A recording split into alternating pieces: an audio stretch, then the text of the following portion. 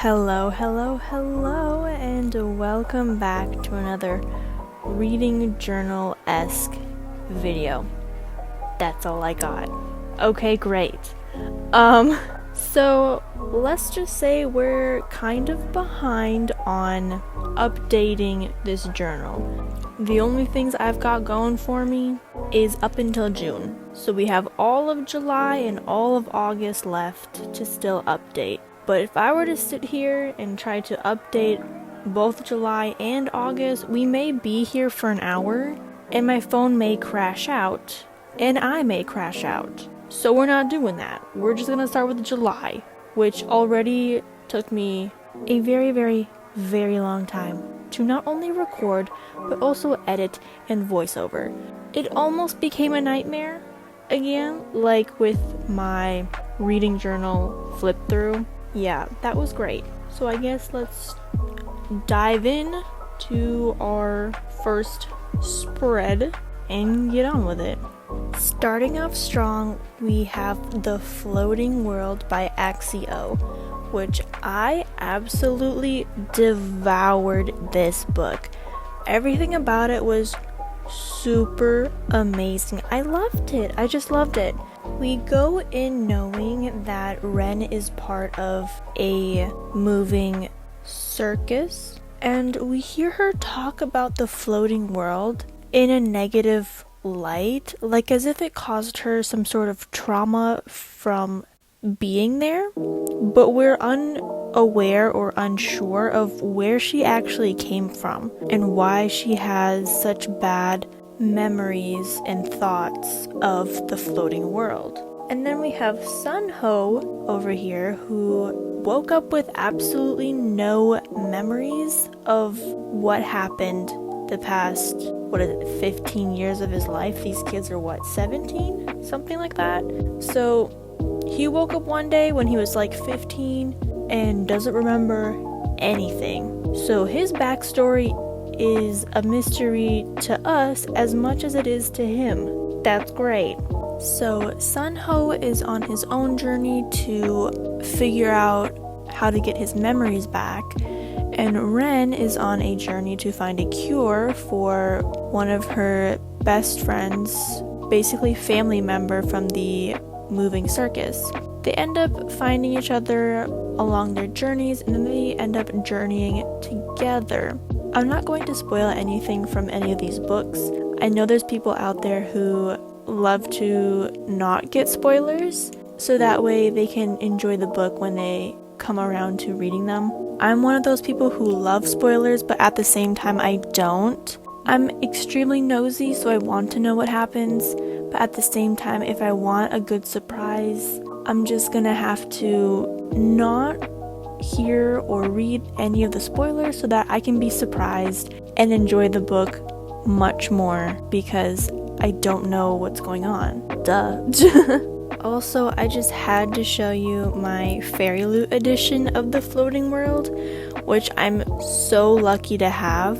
Funny story with that, I was looking to be part of Fairy Loot's YA book box subscription around the time they were releasing this book as part of their YA book box subscription, which was I think earlier this May. Unfortunately, they didn't have any slots open, so I had to go on a waiting list. And by the time I got onto their subscription plan, it was already too late for the May book box, and The Floating World was in this May book box. And I was very sad. So then I went around to see if other people were reselling this book, and sure enough, there were plenty of people reselling it, and a lot of them actually for fairly good prices, like between $25 and maybe $35 or $40, which isn't too bad for a Fairy Loot special edition. So I was very lucky to get my hands on the Fairy Loot edition of The Floating World,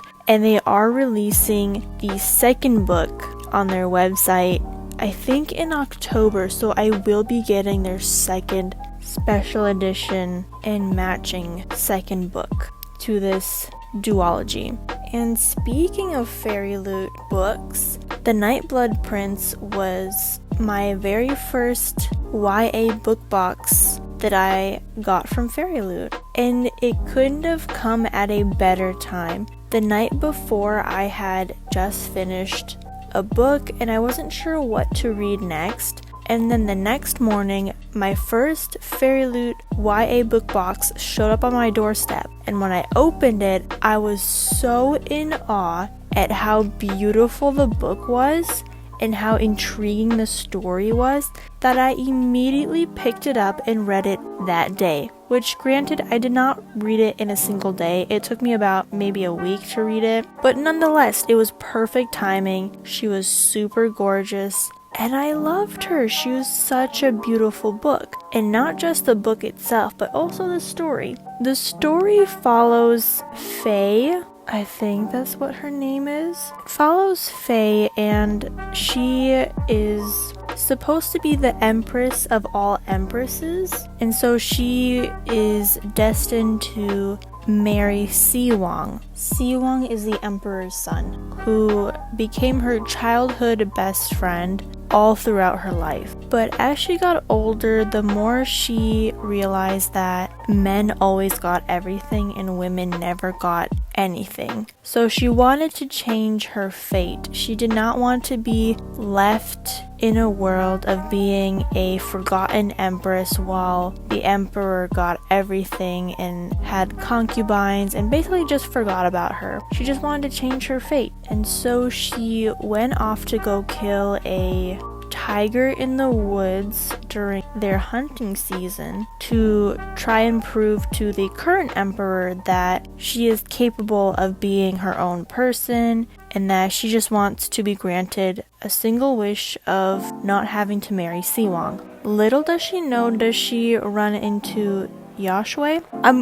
Again, I do not know Japanese, Korean, Chinese, whichever one of these the name is from, so bear with me. I had looked up how to say the name and the internet was saying it's Yashue, so we're going with Yashue. She meets Yashue in the woods and dude was bleeding out, like somebody had tried to attack him. So she helps him, and then they never see each other again for a whole year because guess what happens? I'm not telling you. You can find out for yourself when you read the book. I forgot to mention that Yashue is a prince from a neighboring kingdom who has come to the city of Rong to do studies in the palace. I believe this is the author's debut novel, and it was pretty spectacular, I would say, but it was extremely feminist driven, which was not entirely my taste. I don't like heavily saturated feminist girl boss stories where the female main character is constantly complaining about men having everything while in the process she's trying to pave her own way. I mean, the majority of fantasy stories are revolved around like teenage girls or early 20s females going on a whole journey and making it through by themselves for the most part, but it's not like heavily saturated to the point where they're always blaming men for things or saying that men get everything and women never get anything. No, it's just the girl makes her journey by herself and isn't constantly thinking negative thoughts. She just knows she can do it and she just does it. So that's like maybe the one thing I didn't quite like about the story, but overall I did enjoy the story. There is a love triangle in this story, so if you don't like love triangles, beware. And I believe there is a sequel to this with how the ending was wrapped up. The number one thing that I found extremely shocking about this book is that it had vampires. Okay, we had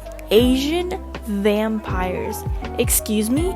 A whole new genre has been unlocked for me. I want more. This was actually really good. The story doesn't mention vampires a lot, so it's more on like the lighter side of vampires, but still, Asian vampires. This spread came out pretty okay with how many different variations I had tried out. And now moving on to a completely different genre, your typical romance novel that didn't really feel like a romance novel. Let me explain. So this story is focused around Emma and Justin. Emma and her friend Maddie are traveling nurses, so every few months they move from one hospital in a certain state to another hospital in another state, depending where they want to be. And then Justin is living in his own place because he's like 20 something now and doing life on his own. But what brings Emma and Justin together is that they have a quote unquote curse. Anybody they end up dating after they break up, that person that they had dated finds their true love and they end up getting married and living happily ever after, while Emma and Justin both are left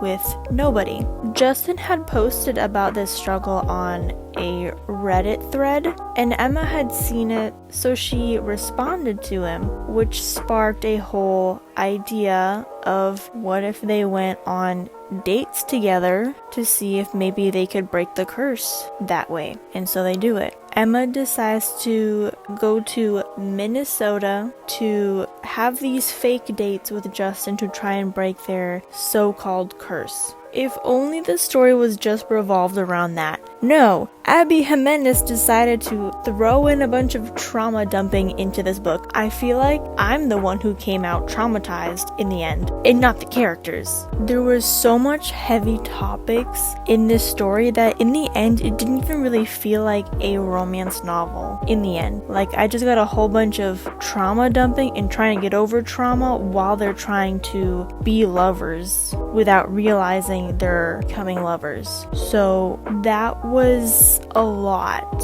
And I was so excited to read this book because it took place in Minnesota, which is my home state, and also because I never hear any stories that take place in Minnesota. It's always like California, but it's whatever. Also, the footage up here literally looks botched.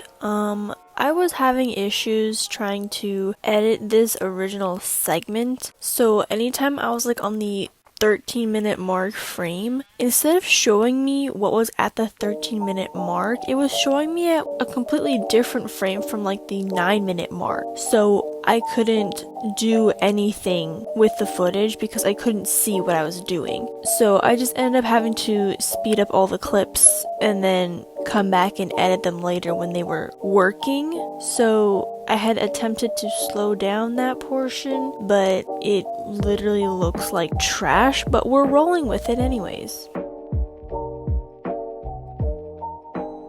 Somebody please explain why I kept getting my big head in the camera constantly. Like, hello? I didn't even realize I was doing that until after I had recorded everything. And at that point, I just really didn't care. I guess it can be in the video. Makes it more authentic, if you will. Less, professional. But we're not trying to be professional out here. We're just going with the flow. So, yeah.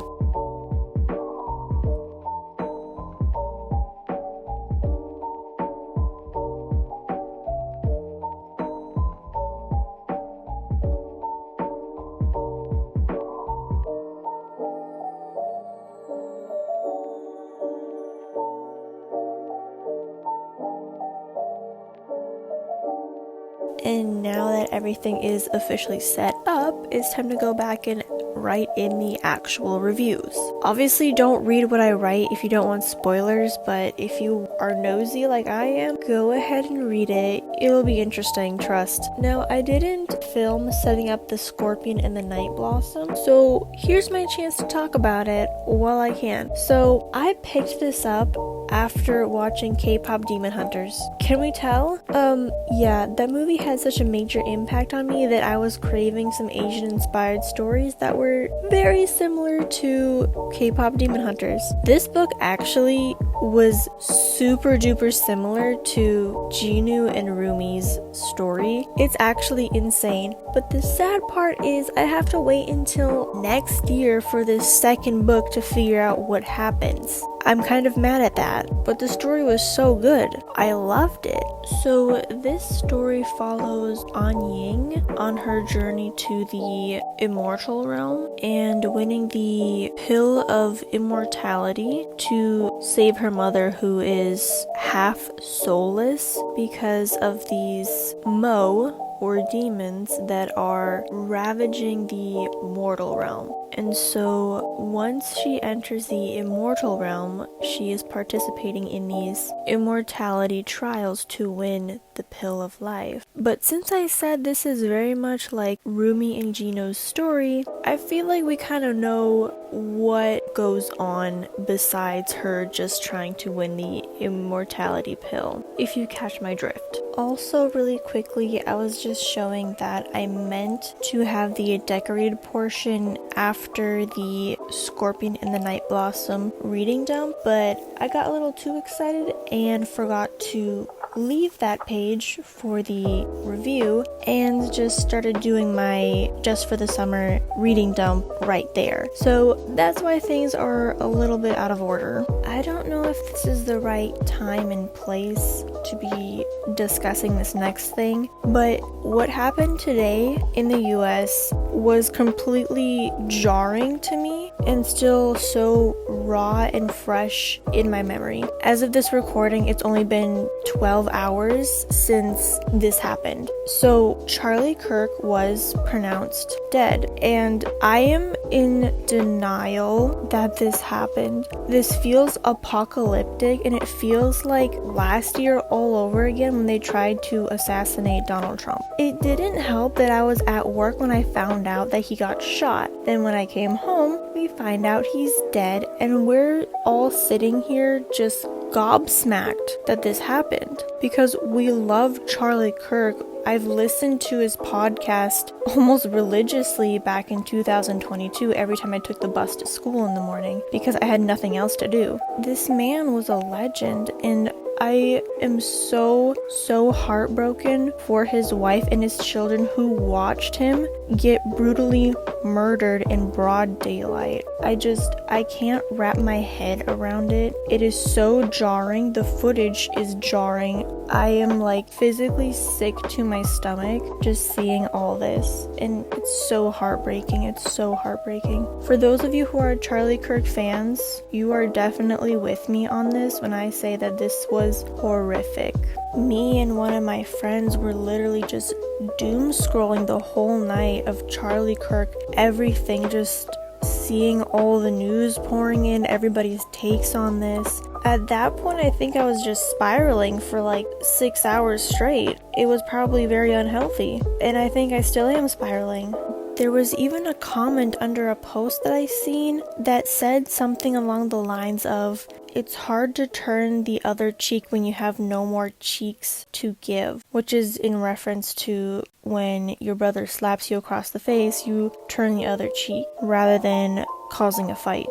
In this day and age, it's so hard trying to keep yourself together and doing the right thing. Being the good person is tiring. I'm ready to become the villain. It's so hard, especially if you're trying to live as Christ did. Oh my goodness. It is quite the challenge. Aside from all the sad and horrible news, here's the flip through of everything we did, including the brain dumps that I did while I was reading the stories. I'm not really sure how to end this video off other than stay strong, my Christ followers. Jesus is the way, the truth, and the life. I really hope this video finds the right audience for this. Things have been different for me ever since I met Hildy. I've never met anyone quite like her before.